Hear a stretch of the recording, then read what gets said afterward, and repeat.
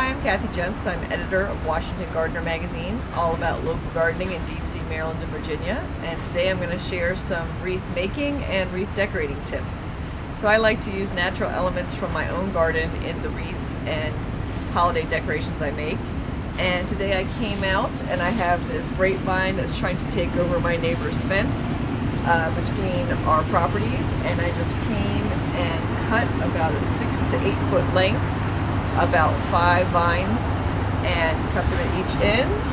And I just come and I twist and twist them and twist and bring the ends together, and then I'll come with some wire and reinforce them. So this is just an easy, rustic beginning of a wreath. You can wire the ends together, add your own decorations, or just leave it as is for just a plain, nice, country, rustic decorated wreath.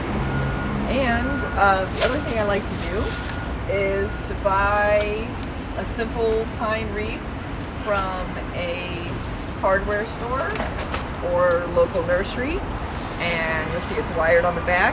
They usually come with these kind of cheapy looking red outdoor ribbons. They're twisted on with wire. I just pop those right off.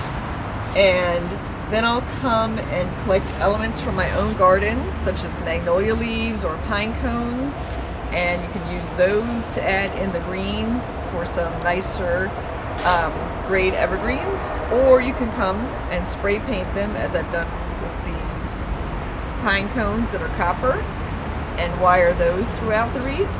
And I can show you also magnolia leaves. I usually do them in gold, but this year I chose copper. And even some old plastic toys spray painted and added in the wreath. So the only limit is your imagination. Have fun decorating. So one bonus tip for taking care of your evergreen wreaths and decorations is to plunge them in water for a few hours before you use them. So I take my rain barrel and open up the lid, and luckily a 22-inch wreath is about perfect size to put in the width of my rain barrel.